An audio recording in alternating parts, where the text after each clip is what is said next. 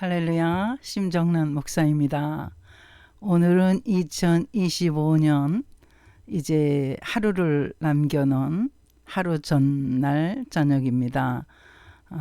여러분 2025년도에도 정말 수고로운 인생의 삶 가운데서 사시느라고 애 많이 쓰셨습니다. 오늘은 참 좋은 말씀을 나누고 싶어서 제가 마이크에 섰습니다.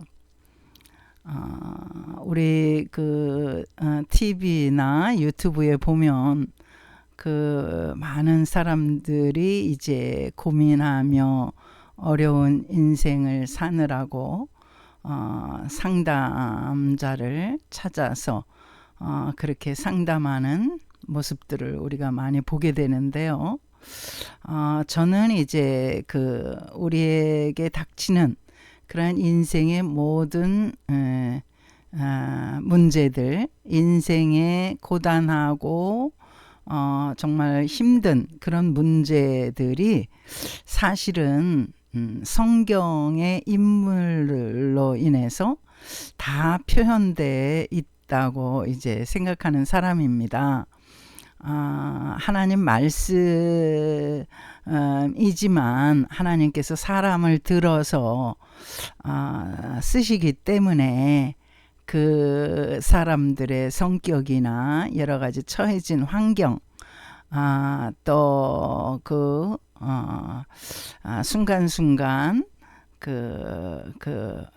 일어나는 그런 생각들, 그런 것들을 통해서 이제 하나님께 영광을 돌리는 그러한 사람들도 있지만, 또 한순간에 어떤 잘못된 생각으로 인해서 하나님의 심판을 받기도 하고 또 저주를 받기도 하는 그런 어떤 인간 군상들의 파노라마가 전부 성경 속에 펼쳐 있다고 생각을 합니다. 그래서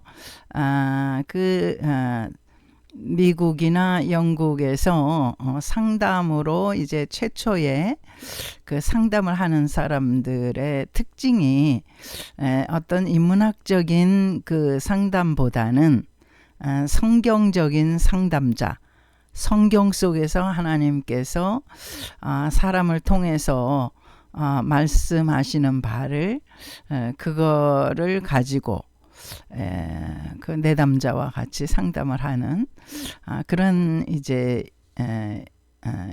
일로 비롯해서 보다 더 이제 본격적으로 상담의 사역이 시작이 되었거든요. 이제 창세기의 최초의 인류의 최초의 시조인 아담을 봐도요. 참 최초의 사람이고 하나님께서 영광스럽게 아담과 하와를 빚으시고 온 세상을 맡기시고 이렇게 축복을 해주셨는데도 불구하고 정말 인구도 없는 정말 식구라고는 달랑 아담과 하와 둘뿐 아니겠습니까? 그리고 하나님께서 그들과 함께 살게 두신 이제 동물들, 피조물들이 있죠. 그런데 그렇게 정말 희귀한 그러한 인간 사회 속에서도 갈등이 있다는 것은 참 너무나도 아이러니하지 않습니까? 하나님께서 이제 아담과 하와가 불순종해서 하나님을 피해서 도망가지 않습니까? 우리가 죄를 지면 하나님 앞에 나와서 정말 예수의 이름으로 회개를 하면 되는데, 회개를 해서 하나님과의 관계를 다시 정상화시키면 되는데, 이 죄라는 것은 하나님을 멀리 떠나게 만드는 그런 속성이 있거든요. 그래서 우리는 죄를 졌을 때를 굉장히 심각한 상황으로 알고 이제 정말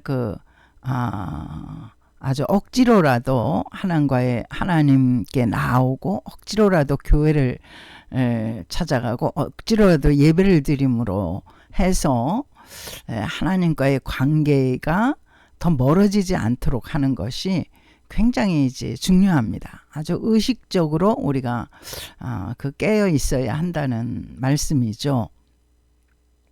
근데 이제 아담과 하와는요, 이제 죄를 짓고 나서 어떻게 합니까? 멀리 도망갑니다. 네, 하나님이 찾지 못할 거라고 생각을 한 것이죠. 근데 하나님은 바다 끝을 간다 하더라도 거기서도 하나님이 계시는 것을 다윗은 노래를 하고 있지 않습니까? 우리 인간에게 피할 수 없는 존재는 하나님이시죠. 사람의 눈은 피하고 부모의 눈은 피할 수 있지만은 하나님의 눈길은 피할 수가 없는 것입니다. 하나님은 만유에 계시고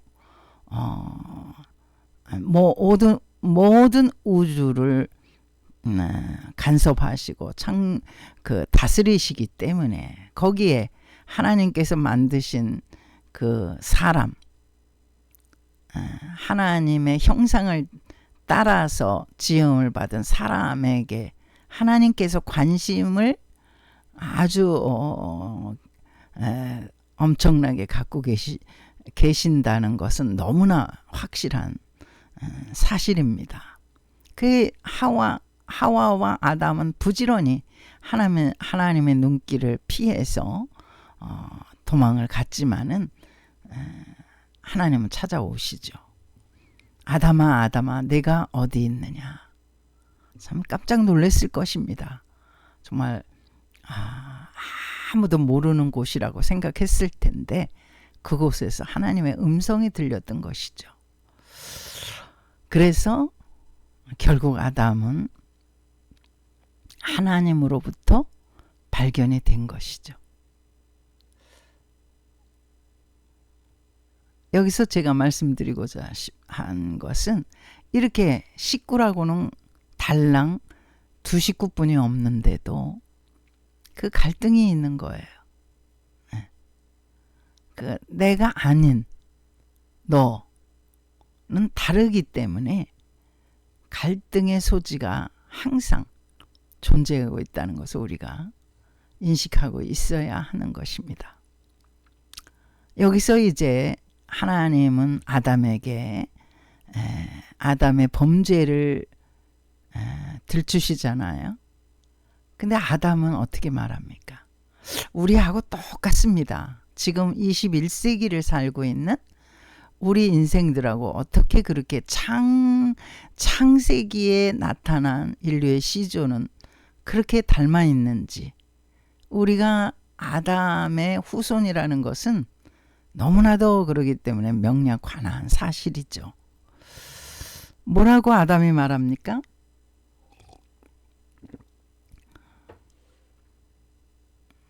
하나님이 내게 주신 저 여자 때문에 제가 범죄에 빠지게 되었습니다. 그러거든요. 근데 사실 그게 틀리지는 않아요.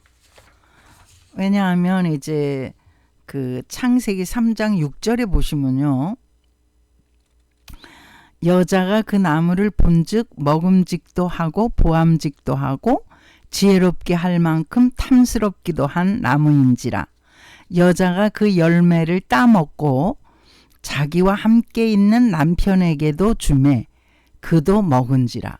이렇게 죄인은요, 혼자 죄를 짓지 않습니다. 반드시 그 주변을 영향을 끼치는 거예요. 그 사람에게 영향을 끼치는 거죠. 그냥 자기 혼자 먹고 하나님의 말씀을 분순종하고 말면 되는데 이게 그렇지 않다는 거예요. 죄의 속성은 번지는 것입니다. 사람에게 번지는 것이죠. 그래서 아담이 넘어지지 않습니까? 그러니까 아담이 저 여자 때문입니다라고 그 여자를 손가락질하는 것이 완전히 틀린 것은 아니죠. 그 여자로부터 그 범죄가 일어났기 때문에 그러니까 아담과 하와는 아주 최초로 부부 간의 갈등이 생긴 거라고 할 수가 있습니다. 또 이제 하와는 누구를 또 핑계댑니까? 자기의 죄 때문에 아담이 저렇게 넘어진 거에 대해서 가슴 아파해야 되지 않습니까? 자기가 하나님의 말씀을 어기라고 그렇게 꼬드기지만 않았더라도 아무 문제 없었을 텐데, 자기 한 사람만 넘어졌을 텐데. 근데 죄의 속성은 그렇지 않다고 말씀드렸죠. 항상 주위를 영향을 끼치는 거예요. 부정적인 영향을 끼치는 거죠. 그래서 그 여인은 정말 통에 자복하는 것이 아니라 정말 제가 잘못했습니다. 잠깐 사이에 제가 마음에 욕심이 생겨서 하나님처럼 높아 보려고, 또 남편도 하나님보다 더 높은 존재로 만들어 보려고 이렇게 사탄의 꼬드김에 넘어갔습니다. 사탄이 어떻게 합니까? 하나님이 뭐라고 하더냐? 너 그 룰을 어긴다고 해서 죽지 않아. 봐. 하나님 절대 안 죽이셔. 그러거든요. 그리고 하나님처럼 눈이 밝아져서 내 남편은 왕이 될 거야. 너는 왕비가 되고. 하나님보다 더 높아지면 만왕의 왕이신 하나님이신데, 하나님보다 더 눈이 밝아져서 높아지면 하나님보다 높은 존재가 되는 거 아니겠습니까? 그 말에 이 인간이 이렇게 정말 어리석기 짝이 없고 약하다는 의미죠. 그 꼬드김에 넘어가서 둘 다 넘어지고 마는 것이죠. 그리고 그 여인은 또 사탄을 핑계대는 거죠. 저는 정말 죄를 지으려고 하지 않았는데 사탄이 나한테 꼬드겨서 정말 하나님보다 더 눈이 밝아져서 하나님보다 더 높아질 거라고 이렇게 말하는 거 아니겠습니까? 정말 우리가 살고 있는 21세기의 우리 인간 사회, 가정생활, 부부 문제, 또 부모 자식 간의 문제, 또 어떤 사회의, 인간 사회의 모든 문제가 정말 이 총망라 되어서 창세기에 나타난 것이죠. 이렇게 아주 극소의 단위인 이 가정의 갈등이 시작이 된 것입니다. 아담과 하와가 자식을 낳지 않습니까? 가인과 아벨이에요. 아들 둘을 낳은 거죠. 가인이 형이고 아벨은 동생이죠. 이게 이제 형제지간의 완전히 모델이 된 것입니다.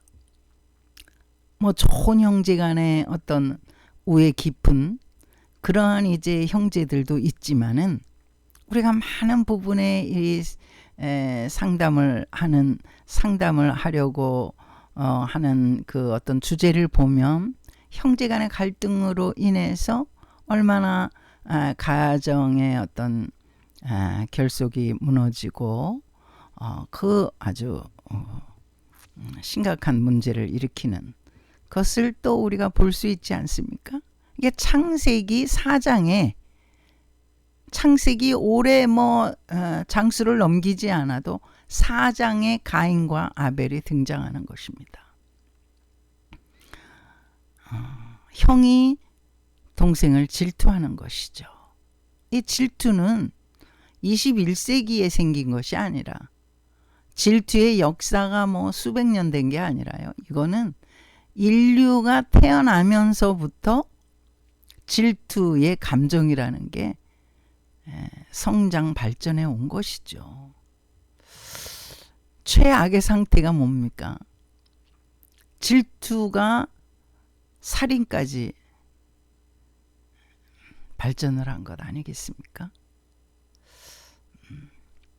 그러니까 요즘 복잡한 그러한 사회에서 정말 많은 갈등의 문제가 속출되고 그래서 살인사건이 많이 등장한다. 우리가 그렇게 참 한탄하는데 사실은 창세기에 아담의 가정 안에 그 아들들 간에 그 형제 간의 갈등, 질투로 인한 갈등이 벌써부터 그 역사를 오래오래 갖고 있다는 것을 우리는 알아야 되는 것이죠. 그래서 성경에 있는 모델이 바로 우리가 인간 사회에서 처하는 그 맞닥뜨리는 모든 문제들의 그 문제가 다 성경의 인물들의 면면에 다 나타나 있다는 것입니다. 거기서 이제 하나님은 어떻게 다루시는지 그런 것들을 우리가 해답으로 그렇게 얻을 수 있으면 너무 정말 베스트 오브 베스트 아주 하나님의 뜻을 취하는 그런 믿음의 사람이 되기 때문에 어디 동네방네 정말 상담자를 찾으러 다니면서 그렇게 문제를 해결하려고 애쓸 필요가 없다는 것이죠. 하나님은 자기 동생을 질투에 멀어서 살인을 한 가인을 참 어이없게도 살려주시는 것이죠. 우리 마음 같으면 어떻게 그 동생을 살인한 형 가인을 살려둘 수가 있느냐고 반문하잖아요. 여기서 이제 하나님의 상담이 시작되는 것이죠. 가인이 이제 자기의 죄를 하나님께 자복하고 그 살인으로 인해서 자기 그 범죄로 인해서 너무나 이제 무서워하면서 하나님 앞에 간구하니까 하나님께서 정말 보호막이 돼 주시는 거죠. 이렇게 우리가 죄 씻음을 받게 되었다는 사실입니다. 우리도 가인처럼 얼마나 질투가 많은 사람들입니다. 사람들 아닌가요? 실제로 우리가 사람을 쳐 죽이지는 않았지만 감정적으로 얼마나 많은 사람들을 죽였습니까?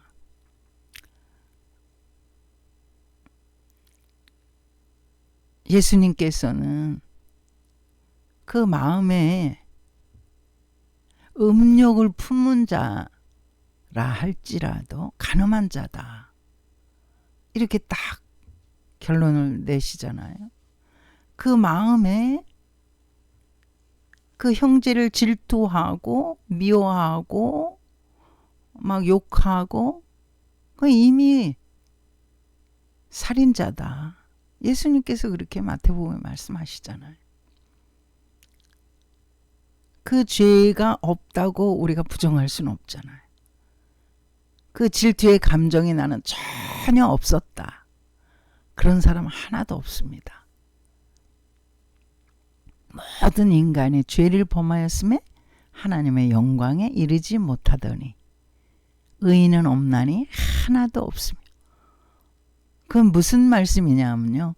우리가 행위적으로 나가서 사람을 쳐 죽이지는 않았다 할지라도 우리의 마음속에 분노나 어떤 질투의 감정, 그래서 막 미움이 증폭이 돼서 증오심을 갖는 그러한 마음을 가진 사람, 이런 사람은 당연히 살인자다. 예수님께서 그렇게 딱 명명해 주셨잖아요. 나는 죄가 없다고 그렇게 말할 수가 없다는 것입니다.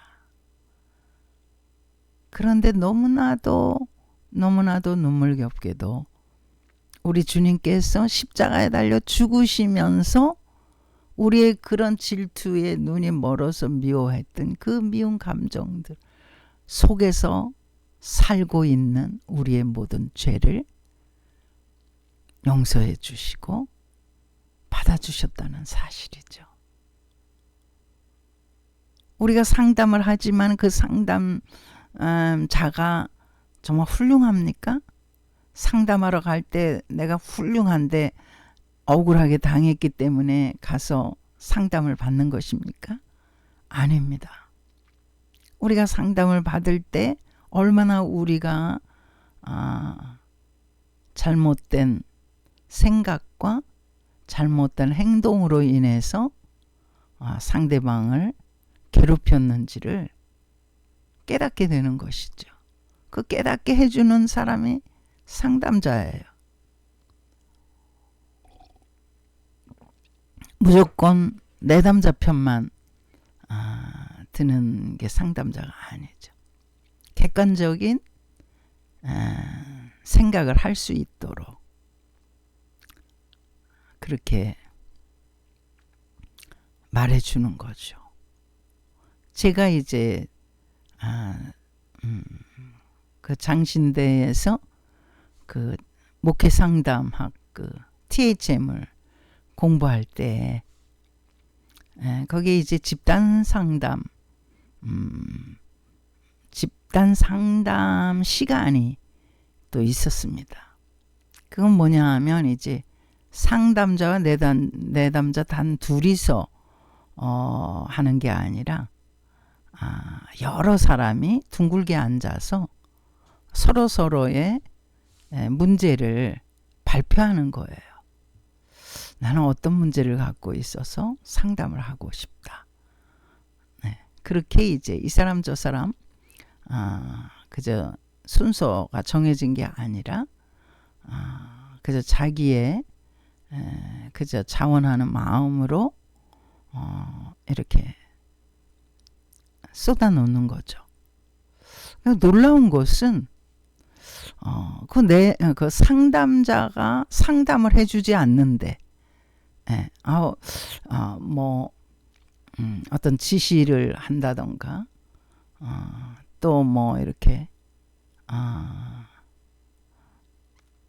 그 격려를 해준다든가 그런 거 없는데도 여러 사람 앞에서 내가 용기를 내서 나의 문제를 폭로한다는 그 어떤 그 분위기 속에서 이미 발표하는 사람은 해답을 얻는 것 같았습니다. 그 말하는 순간, 자신의 문제를 폭로하는 순간 자기 스스로 그 해답을 얻어가는 그런 것을 볼 수가 있었습니다. 참 놀라운 일이죠. 누가 좋은 의견을 제시한 것도 아닌데 그래서 자기가 자기의 문제를 발표하는 가운데에서 말하는 가운데에서도 이미 자신의 어떤 부족한 부분들, 잘못된 부분들을 정리를 한다는 것이죠. 이런 것을 볼 때 우리가 하나님 말씀을 가까이 하면 하나님 말씀 안에는 뭐 지시적인 부분도 물론 있지만은 여러 등장인물들이 등장하지 않습니까? 그들이 뭐 거룩한 사람만 나오는 게 전혀 아니잖아요. 의인은 없나니 하나도 없으니까 아담에서부터 끝까지 다 죄인들의 어떤 등장이죠. 그런데 죄인들이 등장해서 그들의 에피소드, 그들의 삶의 이야기들을 우리는 이제 성경 성경이라는 하나님 말씀을 계속 읽어나가거나 듣게 되는 것 아니겠습니까? 그들의 삶을 우리가 이제 듣는 거죠. 또 읽는 것이죠. 그런데 거기서 듣고 읽으면서 우리는 우리의 문제들을 해답을 받는 것입니다. 다윗의 이야기를 우리가 쭉 들으면서 또 읽으면서 다윗이 자기의 장인 어른인 그 사울 왕에게 쫓겨다니면서 계속 그가 여러 가지 어려운 일들을 당하지 않습니까? 그게 인생의 축소판이죠. 어떻게 그런 인생이 있을 수 있겠습니까? 사위를 장인이 그렇게 괴롭힐 수가 있을까요? 그게 성경에는 있다는 거예요. 그 다윗의 어떤 대처 방법이나 그가 하나님을 의지하면서 자기의 감정을 의지하지 않고 그렇게 행동해 나가는 것을 보면서 우리는 우리의 인생의 문제를 해답을 받게 되는 것이죠. 놀라운 것입니다. 우리가 어떤 누구를 상담자를 찾으러 헤매면서 우리의 문제를 해결하려고 골몰하는 것이 아니라 바로 성경 속의 인물들을 통해서 그들이 어떻게 하나님 앞에서 해결해 나갔고 하나님이 어떻게 이끌어 주셨는지를 우리가 알게 된다는 것입니다. 그래서 우리는 저절로 성경 말씀을 읽고 들으면서 우리의 아주 심각한 그래서 상담자를 찾아가야 할 이 문제를 저절로 해결받는 그 놀라운 그런 축복을 받게 되는 것이죠. 그러니까 교회의 목사나 이렇게 말씀을 가르치는 자들이 정말 중요하게 생각할 것은 우리의 삶의 어떤 정말 그 심각한 현재의 문제에 동떨어지게 가르칠 것이 아니라 하나님 말씀에서 하나님 말씀이 얼마나 현실적이고 얼마나 우리의 문제를 우리의 문제에 너무나 흡사하게 하나님 말씀에서 조명을 해주신다는 것을 우리는 깨달을 수 있도록 그렇게 인도해야 할 것입니다.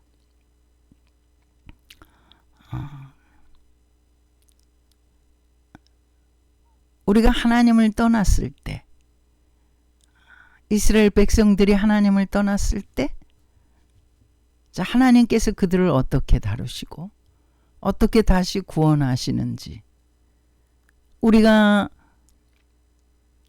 교회를 떠나고 믿음을 떠나고 우리가 세상 밖으로 나가서 살 때에 우리의 의지대로 살기 때문에 너무나 좋았을지 모르지만 반드시 어렵고 궁핍한 일을 당하게 된다는 것입니다. 그 인간사가 그렇게 녹록하지 않는 것이죠. 그걸 꼭 하나님을 떠났기 때문에 그렇게 저는 말하고 싶지는 않습니다. 우리가 하나님 안에서도 얼마든지 우리는 어려움을 당할 수도 있고 고난을 당할 수도 있기 때문에 우리 예수님께서도 너희가 세상에서 환난을 당하나 담대하라. 내가 세상을 이기었노라. 담대하라는 말씀은 뭐예요? 믿음을 가져라. 예수님께서 세상을 이기셨기 때문에 결국은 승리는 예수님을 믿는 우리들이 차지하게 되기 때문에 조금 더 무서워하거나 두려워하지 말라고 예수님께서 선포하신 거죠. 운명론자들은 예수님을 구원자로 미리 하나님께서 작정해 놓으시고 그냥 말하기 좋게 인간을 구원하러 그 예수님이 오셨다.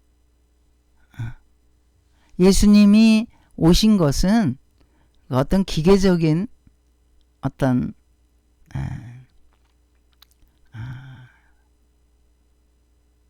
그런 어떤 하나님의 계획이셨다. 절대 그렇지 않죠.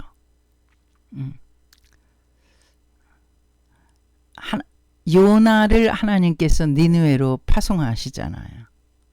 니느웨가 너무 강포한 민족이라. 그러니까 하나님은 강포한 니느웨 족속을 심판하기로 작정하셨죠.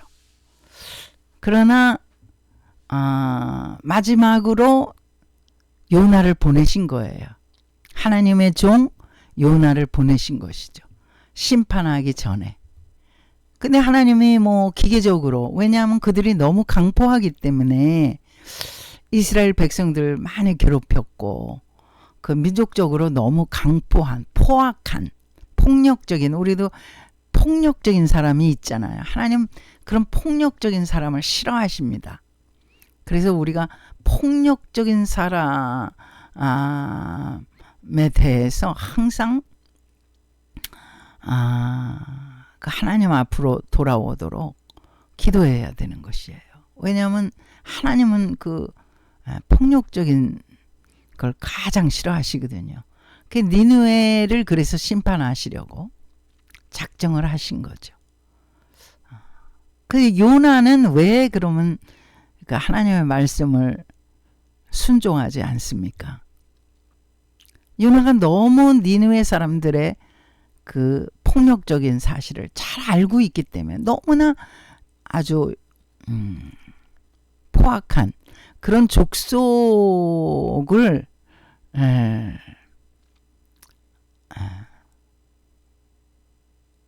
구원을 받는 게 요나는 너무나 정말 끔찍했죠. 웬만한 민족 같으면 요나가 왜 순종 안 했겠습니까? 하나님의 종인데, 하나님이 말씀하시는데. 정말 그들이 구원받는 게 죽기보다도 싫었던 거죠. 그래서 죽을 각오하고 다시스로 떠나는 배를 탔잖아요. 거의 사경까지 헤맸죠. 물고기 뱃속에까지 들어갔으니까. 근데 물고기가 그걸 어적어적 씹어서 먹은 게 아니라 물고기 뱃속에서 그가 살아있는 것입니다. 깜짝 놀랐겠죠. 요나는. 내가 이게 죽은 것인가, 이게 천국인가 지옥인가 깜짝 놀랐겠죠. 얼마나 고통 속이겠습니까? 물고기의 뱃속이 편안한 궁전은 아니잖아요. 엄청 고통스러웠겠죠. 지옥이라고 생각했겠죠. 그런데도 그가 엄연히 살아있다는 것을 그는 알고 깜짝 놀랐죠. 하나님께서 나를 살려두셨구나. 이렇게 불순종하는 나를, 내가 죽기보다도 더 싫은 이 니느웨 백성들이 구원받는 게 죽기보다도 더 싫어서 내가 작정하고 도망갔는데 하나님은 그런 나를 죽이지 않으시고 살려놓으셨구나. 그래서 그는 순종하고 이제 요나서 3장에 보면은 그는 이제 니느웨로 가죠. 하나님의 말씀을 선포하러 가지 않습니까? 니느웨의 족속들이 구원받을 거라고는 생각도 하지 않았죠. 원래 머리끝부터 발끝까지 아주 포악한 족속이기 때문에, 그래서 하나님이 심판하시기로 작정한 그런 족속이었기 때문에 요나가 순종하면서 갔지만 그들이 하나님의 구원을 받을 거라고는 상상조차 하지 않았죠. 그런데 참 놀라운 것이에요. 그 하나님께서는 그냥 기계적으로 그 포악한 민족을 그냥 심판하시면 되는 거예요. 그 운명론자들은 그렇게 생각하잖아요. 아유 뭐 그들은 심판받을 운명이다. 그렇게 포악한 족속이니까 심판받아야 마땅하다. 하나님은 그렇게 생각 안 하시는 거죠. 그 우리와 하나님의 생각이 하늘과 땅 차이라는 사실이죠. 여기서 요나 3장 9절에요. 그 니느웨 족속이 뭐라 그러냐 하면, 하나님이 뜻을 돌이키시고 그 진로를 그치사 우리가 멸망하지 않게 하시리라. 그렇지 않을 줄을 누가 알겠느냐. 그들이 하나님이 우리가 멸망당하지 않도록 그렇게 할 줄 누가 알겠느냐. 그러니까 이들이 일말의 소망을 가지고 지금 하나님의 뜻을 돌이키실 수도 있다. 그래서 자기네들이 흉포한 자지만 심판을 받지 않을 것이라고 일망의 희망을 갖고 있는 거예요. 그러니까 10절에요. 하나님이 그들이 행한 것, 곧 그 악한 길에서 돌이켜 떠난 것을 보시고, 그들이 이제 일말에 하나님의 심판을 모면할 수도 있을 거다. 이렇게 생각하고 온 백성이 짐승까지 금식을 시키고 막 통에 자복하잖아요. 그랬더니 10절에 하나님 뜻을 돌이키시는 거예요. 이게 바로 운명론자들이 말하는 것과 다른 것입니다. 여기 10절에 하나님이 그들이 행한 것, 곧 그 악한 길에서 돌이켜 떠난 것을 보시고 하나님이 뜻을 돌이키사, 그 뜻을 돌이키셨다는 거예요. 그러니까 하나님은요, 뜻을 많이 돌이키십니다. 우리를 죽이기로 작정하시지만 뜻을 돌이켜서 우리가 지금까지 살고 있는 것 아니겠습니까? 아직까지 하나님께로 돌아오지 않은 많은 사람들, 하나님 계속 기다리고 계시죠. 그들을 심판하시기로 마음을 잡수셨지만, 그러나 그들이 돌아오기를,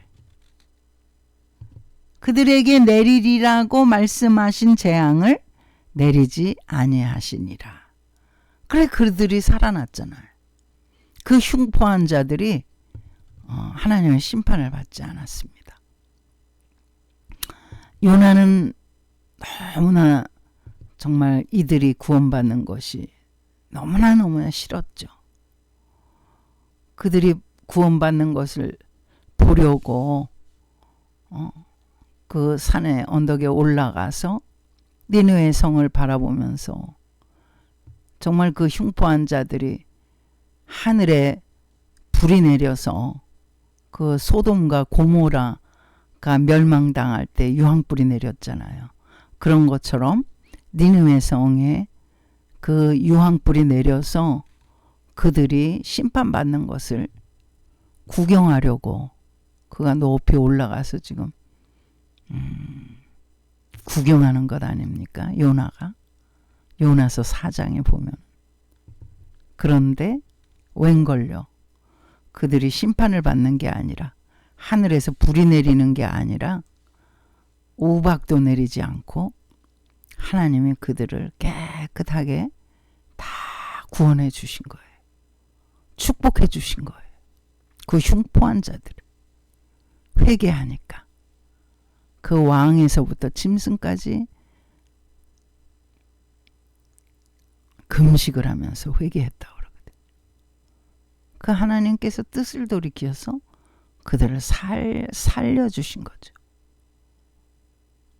그러니까 요나는 너무 그게 속상한 거죠. 그 포악한 자들이기 때문에. 우리가 너무나 흉포한 자들 정말 죄값을 받아야 되는데, 그래서 막 사형을 당해야 되는데, 판사가 사형을 내리기는커녕 너무나 그 죄값을 너무나 가볍게 하면은 막 분해하잖아요. 어떻게 그 흉포한 사람을 그런 판결을 내릴 수가 있느냐고. 하나님은 은혜로우시고 자비로우시고 나를 그 니느웨의 민족의 그 흉포한 자들보다 더 지독한 흉포한 나를 살려주신 거죠. 바울이 디모데전서에 그러잖아요. 자기는 폭행자요, 살인자요. 바울이 자기 고백을 하는 것입니다. 자기가 얼마나 흉포했는지.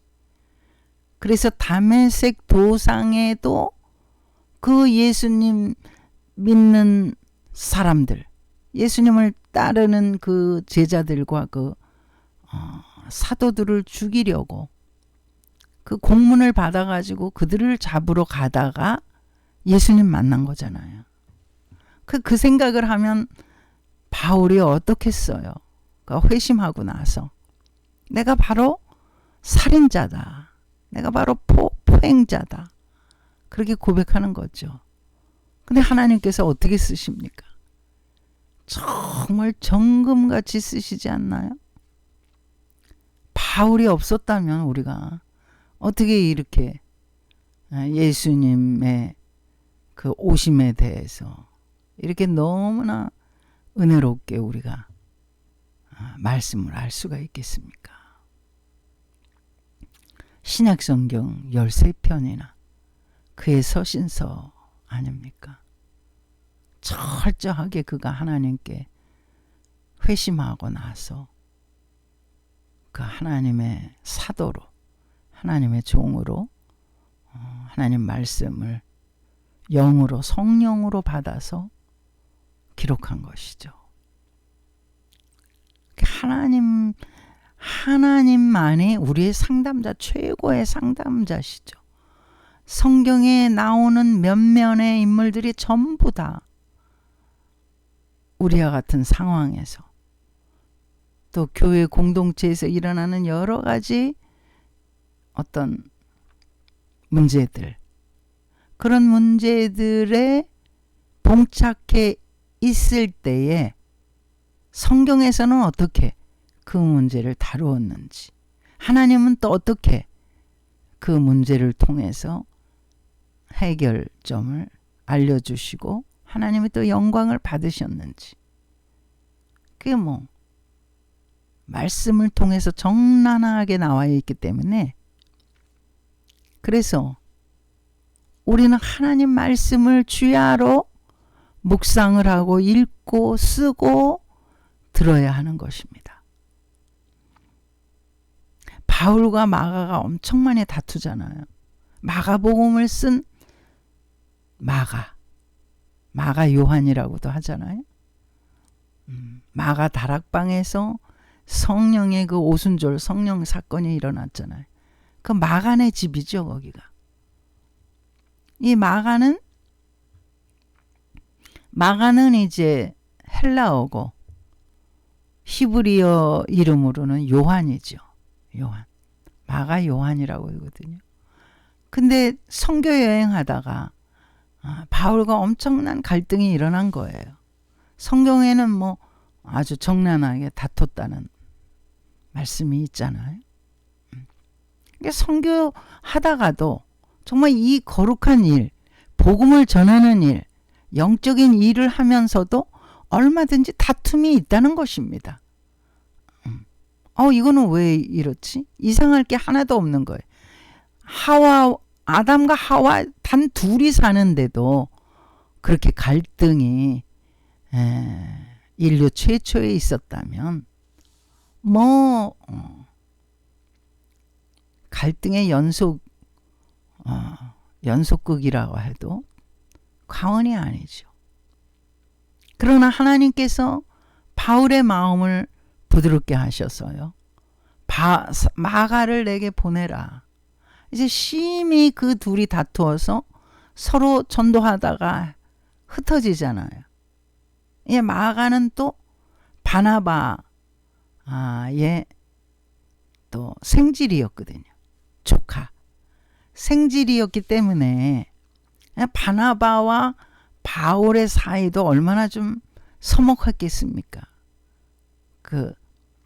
그런 관계니까. 결국은 이제 바울은 이제 바나바와 헤어지고 마가와도 헤어지고 이제 바울은 신라를 택해서 전도 여행을 계속하게 됐죠. 전도 안 할 수 없잖아요. 바울은 이 전도의 사명을 받은 사람이기 때문에. 그런데도 그 갈등이 영원하지 않아요. 마가를 데리고 오라고 부탁하죠.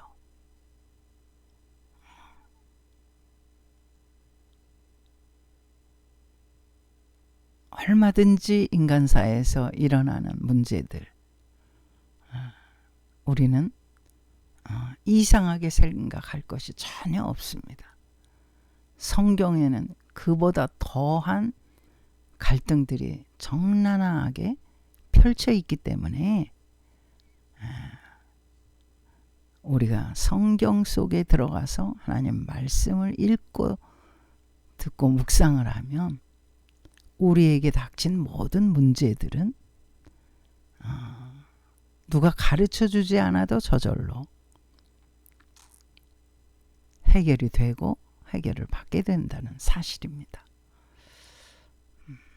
이렇게 해서 2025년도 우리가 하나님의 은혜로 우리 같은 정말 질이 안 좋은 죄인이지만은 하나님께서 긍휼을 베푸셔서 지금까지 생명을 연장시켜 주시고 우리에게 또 살 소명과 사명을 주셨잖아요. 2026년이 이제 하루 남았습니다. 이제 오늘 1시간 지나면 1시간 하루를 지나면 영원한 과거 속에 묻힐 것입니다. 우리는 2026년도에 정말 결심을 하고 1월 1일부터 하나님 말씀을 적어도 하루에 10장 이상씩 읽겠다고 다짐을 하면서 새해를 맞았으면 좋겠습니다. 감사합니다. 할렐루야.